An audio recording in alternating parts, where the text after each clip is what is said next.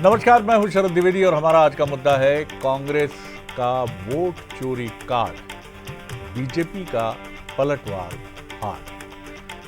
तो आपने देखा कि वोट चोरी का मसला कांग्रेस और उसके सहयोगी जो पॉलिटिकल एलाइज हैं वो ताकत से उठा रहे हैं। बिहार में ये मसला बड़ा हो गया है। यही कांग्रेस पहले ये आरोप लगाती थी कि जो ईवीएम है वो हैक हो गया है, और अब वोट चोरी और मतदाता सूचियों में धांधली का आरोप है। आज इसी पर डिबेट है, लेकिन सबसे पहले देखेंगे हमारी स्पेशल रिपोर्ट और उसके बाद फिर डिबेट की तरफ।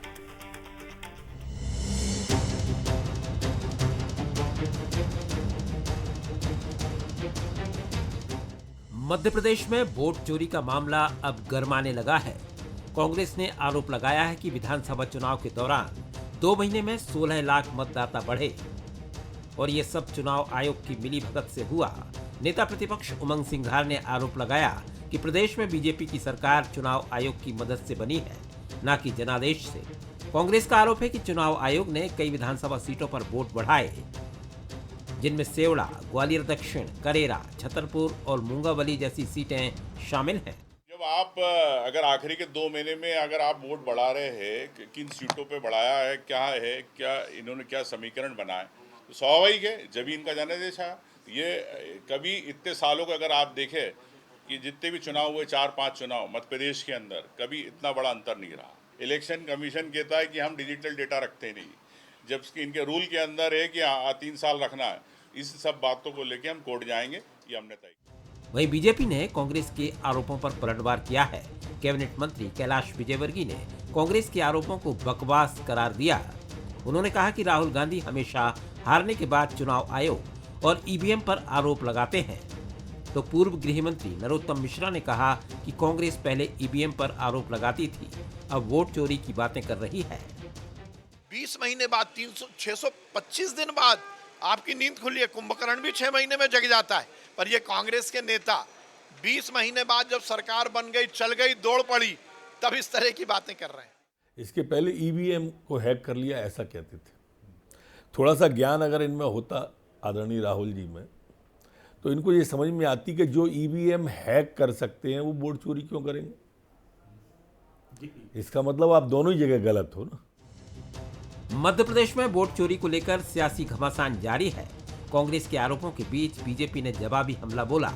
माना जा रहा है कि जैसे जैसे चुनाव नजदीक आएंगे ये विवाद और गहराएगा। क्या चुनाव आयोग पर उठाए गए सवालों का कोई ठोस जवाब मिलेगा या फिर ये आरोप प्रत्यारोप का सिलसिला और बढ़ेगा? अब ये देखना दिलचस्प होगा कि अदालत के दरवाजे पर पहुंची ये सियासी लड़ाई 2028 के विधानसभा चुनाव और 2029 के लोकसभा चुनाव तक किस मोड़ पर पहुंचती है। आपने देखा कि किस तरह से आरोप प्रत्यारोप का सिलसिला है। हमारे सवाल देख लीजिए। क्या कांग्रेस वोट चोरी का नैरेटिव सेट करके इलेक्शन कमीशन और बीजेपी पर दबाव बना रही है, और क्या ये कोई रणनीति का हिस्सा है? क्या बीजेपी पर इलेक्शन कमीशन की मदद से वोट बढ़ाने के कांग्रेस के आरोप सिर्फ पॉलिटिकल हैं, सियासी हैं? और क्या सीनियर नेताओं को मैदान में उतारकर बीजेपी ने इसका एक ज़बरदस्त काउंटर करने की कोशिश की है और जवाब दिया है? हमारे जो मेहमान हैं उनसे मिलिए। स्टूडियो में मेरे साथ हैं अजय धवले जी, युवा नेता, प्रवक्ता, सीनियर एडवोकेट भी हैं, बहुत स्वागत है उनका।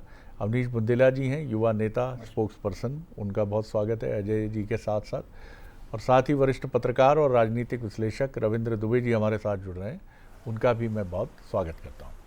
रविंद्र जी, कैसे देखते हैं आप इन आरोपों को? पहले इस पर बात होती थी कि इलेक्ट्रॉनिक वोटिंग मशीन जो है उसको लेकर आरोप लगे कि साहब उसको हैक कर लिया गया, ईवीएम हैक कर लिया गया, और अब मतदाता सूचियों में धांधली के आरोप लगे हैं।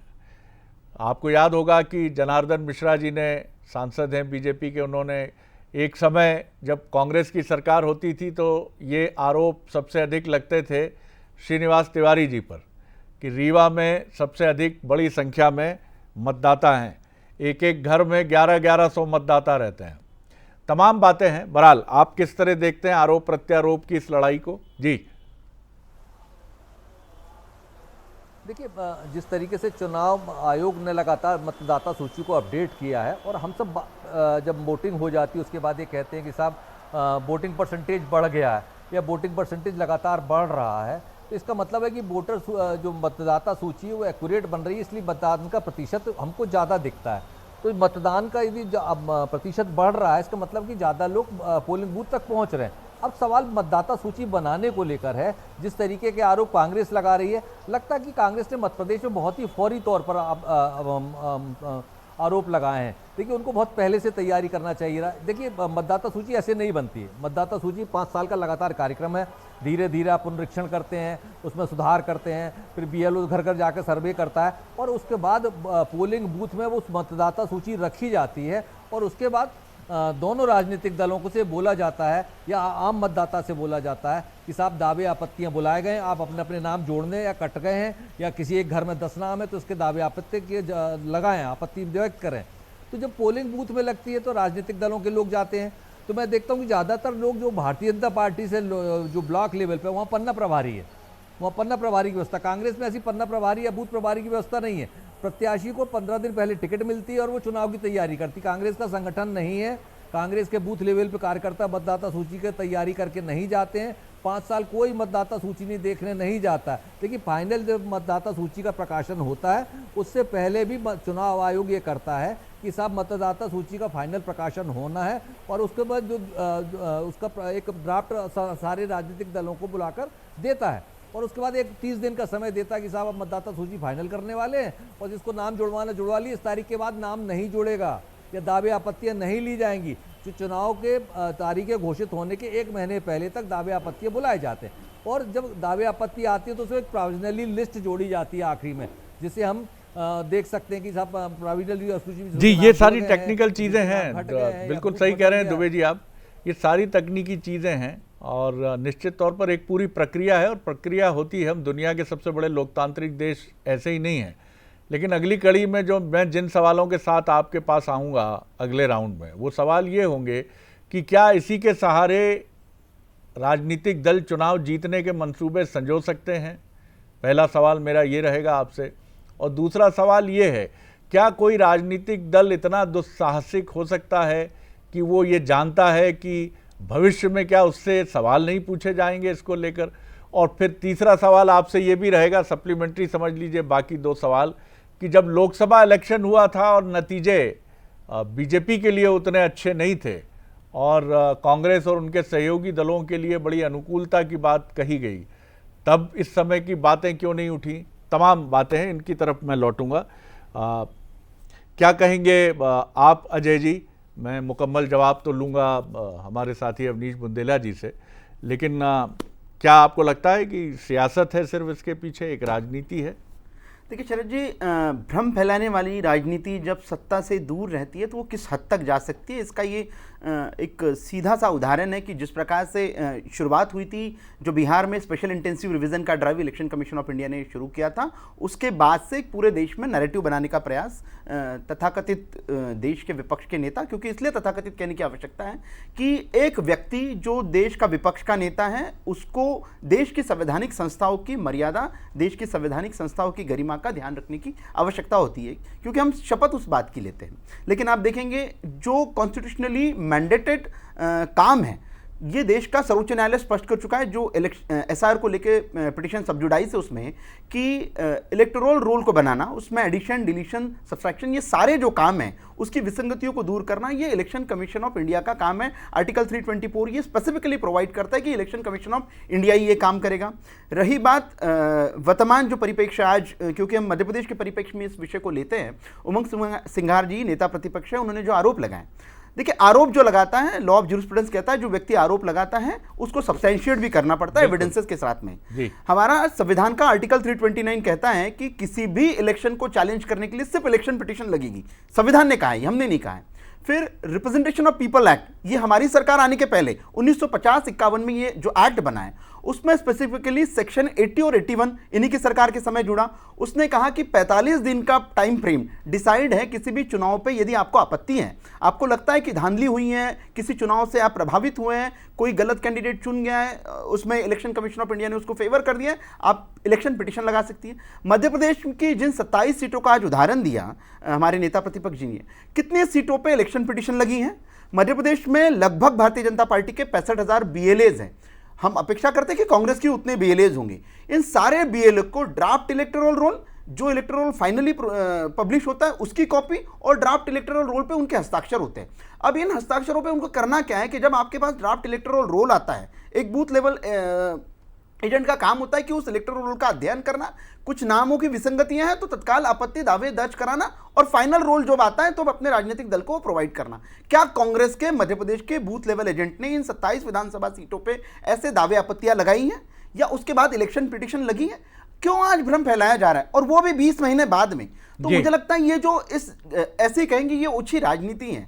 आप एक संवैधानिक संस्था जिसने सारे प्रश्नों के उत्तर दे दिए, राहुल गांधी जी ने जिस CSDS के डेटा को फॉलो किया था, आज उस CSDS ने माफी मांग लीजिए कि महाराष्ट्र का हमारा जो डेटा था वो हम लोगों में एनालिसिस में गलती हो गई, आज कैटेगोरिकली उन्होंने माफी मांग लिया। क्या राहुल गांधी जी देश की जनता से माफी मांगेंगे? और शरद जी, भ्रम फैलाने वाली राजनीति के दिन बहुत नहीं होते, इस प्रकार से हमने ये देखा है। और मैं अपने जब आप मुझे दूसरा अवसर देंगे तो निश्चित रूप से EVM की टेम्परिंग को लेकर भी मैं आता हूँ दूसरे राउंड, लेकिन आपकी और रविंद्र जी की बातें काफ़ी मैच करती हैं। जो रविंद्र जी ने भी जो बात कही, आप भी बिल्कुल उसी लाइन पर बात करें। अवनी जी, दोनों बातें हमने सुनी, सीनियर जर्नलिस्ट की भी और आपके काबिल साथी जो हैं बीजेपी से। आखिर क्या सियासत के लिए आप कॉन्स्टिट्यूशनल जो बड़ी संस्थाएं हैं उनके ऊपर ये आरोप लगा रहे हैं? और सही बात है कि अगर जब इलेक्शन था, 27 महीने बाद आप मध्य प्रदेश में जागे हैं और आप ये आरोप लगा रहे हैं कि सब गड़बड़ था यहाँ? देखिए शरद जी, सबसे बड़ी बात, ये इतना आसान नहीं था। राहुल गांधी जी ने जो एक विधानसभा का एग्जाम्पल दिया है, कर्नाटका की महादेवपुरा का, एक लोकसभा की एक विधानसभा, उसको करने में हमको 6 महीने लगे। और उसमें आप मतलब और भी अगर मैं डिटेल बता दूं कि लगभग उनके साथ 300 सहयोगी बाकायदा निरंतर ऑफिस कार्य में लगे हुए। क्यों? रीज़न क्या रहा कि जो सरकार डिजिटल इंडिया का ढोल पीटती मोदी सरकार, जब हमने उनसे मतदाता सूची मांगी, शरद जी सोचिए आप, उनने हमको डिजिटल मतदाता सूची नहीं दी, सीधा आपने स्कैन करके पूरे कागज, मतलब आपने एक हिसाब से फोटोकॉपी दे दी। अब ना तो वो कंप्यूटर में फीड हो पाएगी, ना उसमें फिल्टर लग पाएगा, ना आप उसको पूरा चेक कर, तो आप उसको पूरा जो राहुल गांधी जी ने प्रेजेंटेशन भी दिया था, आपकी स्क्रीन पर मैं बार बार देख रहा हूं, उसको करने में सर 6 महीने लगे। लेकिन उसने एक रास्ता दिखाया कि हाँ, इस झूठ को ऐसे पकड़ा जा सकता है कि हाँ, वोट की चोरी हुई है। उसने पूरे देश को रास्ता दिखाया, सिर्फ कांग्रेस को रास्ता नहीं दिखाया, खुद भारतीय जनता पार्टी के नेताओं को रास्ता दिखाया। सर, हमने तो एक विधानसभा की बात की थी, इनके केंद्रीय मंत्री अनुराग ठाकुर जी ने तो 35 विधानसभाओं पर सवाल खड़े कर दी। भले ही वो लोकसभा वो थी जो हम जीते, लेकिन सवाल तो खड़े किए। एक संवैधानिक संस्था पर सवाल खड़ा करने वाला सरकार का ही एक बड़ा नुमाइंदा निकला शरद जी, जो खुद उस सरकार में मंत्री अनुराग ठाकुर, उनने बकायदा 35 विधानसभाओं पर सवाल खड़े किए। और अभी तो ये आज प्रेस कॉन्फ्रेंस हमारे CLP लीडर उमंग सिंगार जी ने की, अभी आप देखिए ये पूरे देश में फैलेगा। और जो ये शुरू हुआ है, ये हुआ है बिहार से, कि जहां आपने बिना किसी, आपने आधार कार्ड जो खुद सरकार का इतना बड़ा आइडेंटिटी प्रूफ है, आपने उसको वोटर आईडी के साथ आपने इंप्लीमेंट करने से मना कर दिया। आपने कह दिया नहीं, ये एम्पैनल नहीं माना जाएगा, नहीं साहब ये तो बिल्कुल गलत है। उस आधार पर आपने 65 लाख वोटरों के नाम उड़ा दिए शरद जी। ये यहां से ही विवाद शुरू होता है। बाकी अब बात आती है हलफनामे की। बड़ी अच्छी बात बोली मेरे मित्र ने, वकील भी हैं अजय भाई, अच्छी बात बोली कि हाँ, हलफनामा पेश करना चाहिए। हाँ भैया, हलफनामा और सारा ईमानदारी का बोझ बेचारे राहुल गांधी पे डाल दो, आप उनके कंधों पे डाल दो, है ना। अनुराग ठाकुर जी कुछ नहीं करेंगे, वो 35 विधानसभाओं पर सवाल खड़े कर रहे हैं। अनुराग ठाकुर चूंकि आपकी अगर उन्होंने भी आरोप लगाया तो कानून तो कहता ही है कि उनको प्रूव करना पड़ेगा। सर, जो चुनाव आयोग ने जो प्रेस कॉन्फ्रेंस राहुल गांधी जी का नाम लेकर किए, बार बार उन पर आरोप लगाए, एक बार अनुराग ठाकुर जी के बारे में कहते, अगर हर विषय पर अगर हलफनामा देते रहे शरद जी, तो अगर हम हलफनामा मांगना शुरू करें, मोदी जी ने अभी ही 15 अगस्त का जो भाषण दिया था, बार बार नेहरू जी पर पहुंचते हैं, और मतलब मध्य प्रदेश के तो नेता नेहरू जी के बिना तो उनकी रोटी नहीं पचती है। हम कहें भाई हलफनामा दो सर, तो हलफनामा देते देते मतलब भारतीय जनता पार्टी की और मोदी सरकार की पूरा समय चला जाएगा। हर बात पे आप तो हमारे सब नेता कोर्ट की चौखट पे तो आपको ये सिद्ध करना पड़ेगा। करेंगे। अगर आप ये मसला ले जाते हैं तो आपको प्रूफ देना पड़ेगा। देखिए सर, हर चीज का देखिए आज बात ये आ रही है, आज बिल्कुल वैसी स्थिति आ रही है कि जब पांडव जो थे अपने 12 वर्ष का वनवास, एक साल का अज्ञातवास निभाकर पूरा निकले, तो दुर्योधन बार बार कहता था नहीं कैलकुलेशन में मिस्टेक है, इनको वापस वनवास भेजो, मैं जीता हूं, नहीं विराट का युद्ध मैं जीता हूं, मैंने इनको पहले आइडेंटिफाई कर लिया था। तो सर वो बार बार संविधान की दुहाई देता था क्योंकि वो गलत था। आज तो सर वही हो रहा है कि कांग्रेस से आप पूरा संविधान निभवा लो, कांग्रेस से सारे, आप कुछ नहीं करोगे। आप नेहरू को गाली दे लो तो आप हलफनामा नहीं दोगे। और आप जब विपक्ष में थे, मुझे याद है मोदी जी कहते थे सीबीआई चुनाव आयोग तो मनमोहन सरकार का तोता है। तो सर उनने कभी हलफनामा दिया क्या? हमने तो नहीं मांगा। आप एक नई परंपरा शुरू कर रहे हो जी। रविंद्र जी, बड़े सवाल हैं जो मैंने पहले भी खड़े किए, इनके आप सिलसिलेवार इनके बारे में बताइए कि क्या कोई राजनीतिक दल दुस्साहस कर सकता है? नेहरू जी अपने जीवित रहते ही समालोचना का केंद्र बने अपनी ही पार्टी में, और एक विराट और महान लोकतंत्र की ये प्रामाणिकता है। आपातकाल या उसके बाद के जो घटनाक्रम थे वो कोर्ट में भी गए और वो भी आलोचना समालोचना के दायरे में आए। खुद बिहार में चारा घोटाला जैसे मामले सामने आए। क्या इस देश की राजनीतिक व्यवस्था कभी इतनी निरंकुश हो सकती है कि वो इस तरह से चुनाव को भी हाईजैक करने के बारे में सोच सकती है? जी देखिए, चुनाव आयोग पे आरोप पहली बार लगे ऐसा नहीं है। मुख्यमंत्री नरेंद्र मोदी खुद ने इस तरीके के आरोप लगाए। वो तो नाम लेके बोलते थे जेम्स लिंग दो का ये चुनाव आयोग है, और वो नाम लेते थे, बार बार उससे आरोप लगाते थे। तो जेम्स लिंग दो ने कभी उनसे शपथ पत्र नहीं मांगा, कभी उन्होंने उन आरोपों का जवाब देने की कोशिश नहीं की। वो अपने काम करते रहे, नरेंद्र मोदी आरोप लगाते रहे। ईवीएम को लेकर जब अडवाणी जी के नेतृत्व में चुनाव हार गए तो उस समय एक सेफोलॉजिस्ट थे नरसिम्हा, आंध्र प्रदेश के थे, अब बीजेपी के प्रवक्ता बन गए हैं, वो शायद राज्यसभा में भी चले गए हैं। उन्होंने किताब लिखी थी ईवीएम कैसे हैक हो सकती है, और फिर चुनाव याचिका गई, चुनाव याचिका जाकर उन्होंने की ईवीएम पे लगाया। तो ऐसा नहीं कि कांग्रेस ये काम कर रही है। लेकिन ये लोकतंत्र की कहानियां हैं, ये लोकतंत्र के वो प्रमाण हैं जिसके चलते हम इस देश में किसी भी व्यवस्था को प्रश्नांकित कर सकते हैं, चाहे वो राहुल गांधी हो या एक आम नागरिक हो। ये मतांतर हैं। लेकिन सवाल ये है कि 2024 का लोकसभा चुनाव का जब नतीजा आया, क्या सब ठीक था दुबे जी उस समय? नहीं, देखिए मैं इससे नहीं कह रहा हूं। देखिए वो जो चुनाव का परिणाम सामने आया, कांग्रेस ने उस पर आपत्ति नहीं की, लेकिन हाँ कुछ नेता ये बार बार नहीं, क्यों नहीं की सर? ये सवाल तो पूछा जाएगा रविंद्र जी, क्यों नहीं की उस समय? बिल्कुल सवाल तो बनता है इसमें। कोई सवाल मैं इससे इनकार नहीं कर रहा कि सवाल नहीं बनता। लोगों ने सवाल खड़े किए कि अब साहब ईवीएम सही हो गई है, चुनाव सिस्टम सही हो गया। तो चुनाव आयोग भी ये बात कई बार कहता है कि जो चुनाव राजनीतिक दल विरोध में रहते हैं या जब सत्ता में नहीं रहते हैं, तो चुनाव आयोग की जब शिकायतें करते हैं तो अंदर तो बहुत अच्छी बातें करते हैं, लेकिन जब बाहर जाते हैं पब्लिक में तो चुनाव आयोग पर आरोप लगाते हैं। देखिए, राजनीति और राजनीति में इस तरीके का आरोप लगना यह लोकतंत्र की खूबी है कि जो आरोप लगना और उससे असहमत होना, तमाम लोग सहमत हो जाएंगे तो फिर सारी बातों का मतलब ही क्या रहेगा। तो असहमत होना अलग बात है। और देखिए सिस्टम पर मैं नाम नहीं लूंगा दुबे जी, नाम नहीं लूंगा, दुनिया के बड़े मुल्क हैं, नाम नहीं लूंगा क्योंकि कोई उसका बहुत विशेष अंतर नहीं है। लेकिन एक मुल्क ये कहता है कि कोई भी यहाँ यूनियन बनेगी तो वो गवर्नमेंट की प्रो समर्थित यूनियन रहेगी। दुनिया की कोई भी मल्टीनेशनल कंपनी जाए, वो कहता है कि साहब आपको वही यूनियन रखनी पड़ेगी जो हमारी समर्थक सरकार की समर्थक है। वहाँ भी कोई सरकार का विरोध करे तो कहाँ चला जाता है पता नहीं चलता। एक और मुल्क है, वहाँ भी यही घटनाक्रम होता है। हम एक ऐसी लोकतांत्रिक व्यवस्था में हैं जहाँ किसी को भी, राहुल गांधी को भी आप कोस सकते हैं सरे बाजार खड़े होके, प्रधानमंत्री को भी कोस सकते हैं सरे बाजार खड़े होके। इसके बीच में हमें एक रास्ता ऐसा भी देखना चाहिए कि जो कम से कम एक ऐसा संदेह तो निर्मित ना करे। दक्षिण के राज्य हैं, बीजेपी लगातार पीछे छूटती है, कांग्रेस पीछे छूटती है। आखिर ये व्यवस्था ऐसी कैसी है? अगर किसी की सोच ऐसी है कि सब मेरी मुट्ठी में हो तो वो पिक एंड चूज क्यों करेगा? जी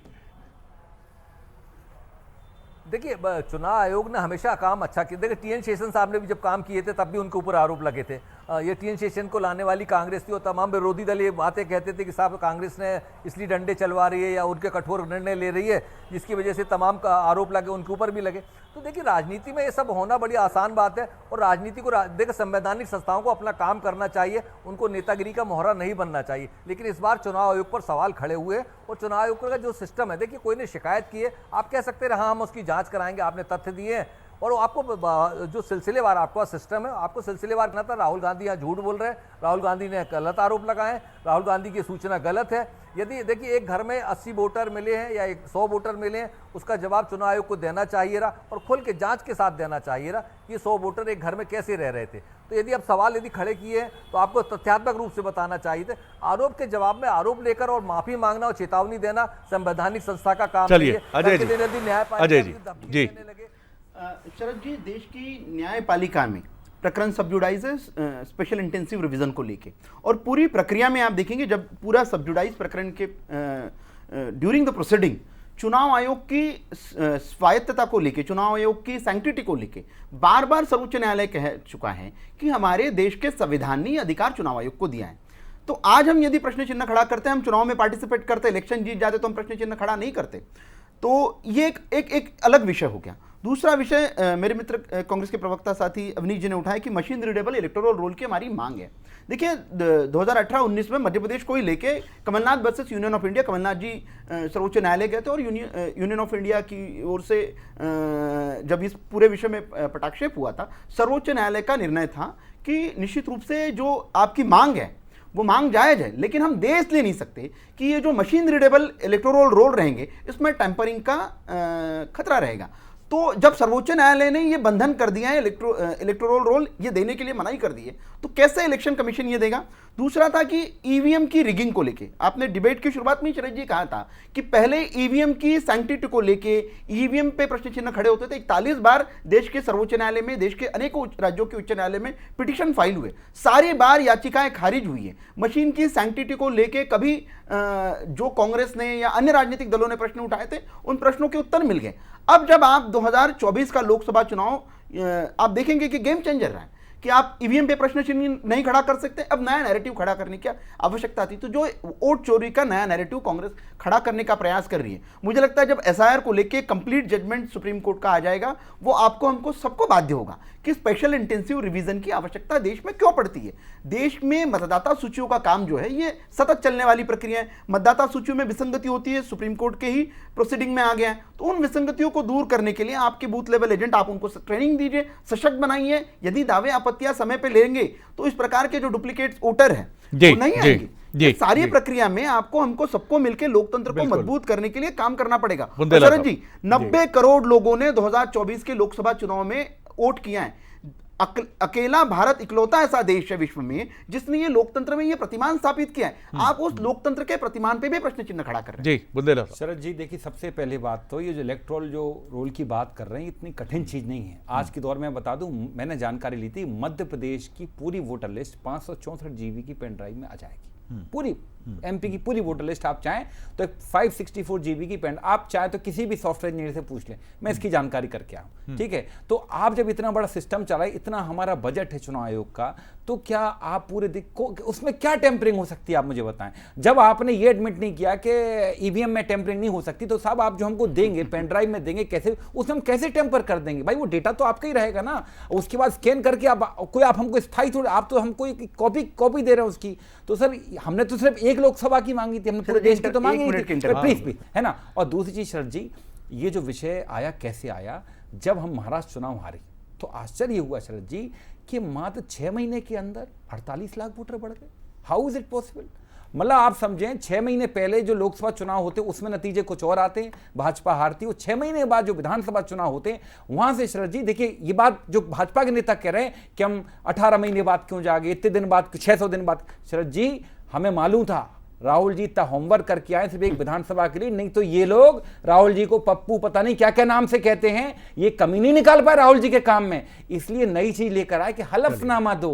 हकीकत बात यह है आपके पास उनके होमवर्क में कोई कमी नहीं आप ढूंढ पाए, उन्होंने वाजिब बात बोली। 10 सेकंड अजय जी, 10 सेकंड। देखिए, जिन्होंने महाराष्ट्र की बात की, मैंने शुरुआत में ही कहा कि सीएसडीएस के जिस डेटा पे महाराष्ट्र का पूरा एक फेक नैरेटिव खड़ा किया गया, सीएसडीएस आज पलट गया, उसने माफी मांग ली कि हमारा जो डेटा ड्रिवन था, वो डेटा ड्रिवन का एनालिसिस हमारा गलत था, और उसके ऊपर से जो पीपीटी बनाया था राहुल गांधी जी ने, आप पढ़ लीजिए। अवनीश जी, मैं गलत नहीं बोल रहा हूं। 48 लाख वोटर अवनीश जी, इसको आप बदल, मुझे लगता है, देखिए इसका उत्तर सर्वोच्च न्यायालय देगा। आपको न्याय व्यवस्था पे विश्वास। 48 लाख वोटर बढ़े, इसको सब जानते हैं। वक्त कम है।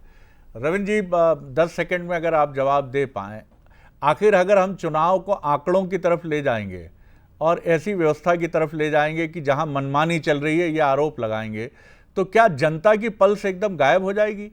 क्या आपको याद नहीं है 2014 किस तरह की लहर थी? क्या हमें 1977 याद नहीं है किस तरह की लहर थी? क्या हमें याद नहीं है कुछ इलेक्शंस हैं अनप्रिडिक्टेबल? 2004 याद आता है मुझे कि शाइनिंग इंडिया का नारा था, कोई नाराजगी नहीं थी, लेकिन फिर भी बीजेपी पिछड़ गई, कांग्रेस सत्ता में आई। लेकिन यहां जनता के मत को, क्या जनता से अगर हम ये आरोप अगर माने कि ऐसा हो सकता है, तो क्या जनता चुप रहेगी? वो अपने लोकतंत्र को अपने हाथ से छिनता हुआ देखेगी? इन चीजों को हम ऐसा ना बना दें कि लोगों के मन में संदेह हो जाए, संवैधानिक संस्थाएं बौनी हो जाएं। जी 10 सेकंड, 15 सेकंड। जी देखिए, संवैधानिक संस्थाओं को बौनी होने से बचाना भी सबका काम है, हम सबका काम है, राजनीतिक दलों का काम है, लेकिन जो उस पदों पर बैठे उनको भी ऐसा करना पड़ेगा, दिखाना पड़ेगा। देखिए, न्यायपालिका में बोला जाता है न्याय हुआ है, जरूरी नहीं न्याय हो रहा है, ये भी दिखाना पड़ेगा। यदि चुनाव आयोग काम कर रहा तो उसे दिखाना पड़ेगा कि हम बिना पक्ष के या विपक्ष के काम कर रहे हैं और बड़ी स्पष्टता और ईमानदारी के साथ काम कर रहे हैं। चुनाव आयोग को दिखाना भी पड़ेगा और चुनाव आयोग की अग्नि परीक्षा से गुजरना पड़ेगा, क्योंकि जिस तरीके का आरोप लगे, बिल्कुल आपकी बात से सहमत नया सर्वे आ गया है। महत्वपूर्ण बात यही है कि ये दायित्व सभी का है, हर चीज को सुप्रीम कोर्ट के दरवाजे पे ले जाके खड़ा कर देना कि आप तय करो साहब, इलेक्शन कमीशन ठीक है कि नहीं है, ये कुत्ते जो हैं शेल्टर होम भेजे जाएं कि नहीं भेजे जाएं, ये साहब ये हो कि नहीं हो। यानी हम तय नहीं कर रहे हैं, हम कंसेंसस से बात नहीं कर रहे हैं, हम गतिरोध बनाकर बड़ा बनाते हैं, पहले गतिरोध को बड़ा करते चले जाते हैं और फिर सुप्रीम कोर्ट के दरवाजे पे पहुंच जाते हैं कि आप बताओ। अब सुप्रीम कोर्ट एक ओमनीपोटेंट है कि वो ईश्वर है, विधाता है, सब देख रहा है वो, और उस पर वैसे ही इतना दबाव है न्यायिक प्रणाली का, ये हमें तय करना पड़ेगा। क्या हम जनता की पल्स को भूल रहे हैं? क्या हम जनता के मुद्दों को भूल रहे हैं और हम ये मान रहे हैं? और क्या दुनिया के सबसे बड़े लोकतंत्र में इस तरह की तथाकथित घटनाएं घटेंगी? कोई भी पार्टी हो, किसी भी समय की पार्टी हो, चाहे वो कांग्रेस हो या बीजेपी हो, आज से 10 साल बाद, 15 साल बाद क्या जवाब नहीं देना पड़ेगा? क्या एक ही ऋतु होती है हमेशा? ऋतुएं बदलती नहीं है। इन तमाम चीजों को देखना पड़ेगा। आप एक हल्ला मत क्रिएट कर दीजिए, सब खराब, सब खराब, सब खराब, सब खराब। ये चीजें जब होने लगती हैं तो लोगों का विश्वास डगमगाता है। क्योंकि मिलान कुंदेरा जो एक नामचीन राइटर हैं, उन्होंने 90 के दशक में अपने उपन्यास इमॉर्टैलिटी में कहा था कि रियलिटी से ज़्यादा स्ट्रांग इमेज है। तो कई बार आज परसेप्शन मेकिंग ऐसी हो जाती है दोनों तरफ से कि सच्चाई कहाँ है हम ढूंढते रह जाते हैं। ऐसा मत करिए, ये लोकतंत्र के लिए बहुत चुनौतीपूर्ण होगा। बहुत धन्यवाद आप सभी मेहमानों का। आगे देखिए हमारा खास प्रोग्राम प्राइम में। नमस्कार।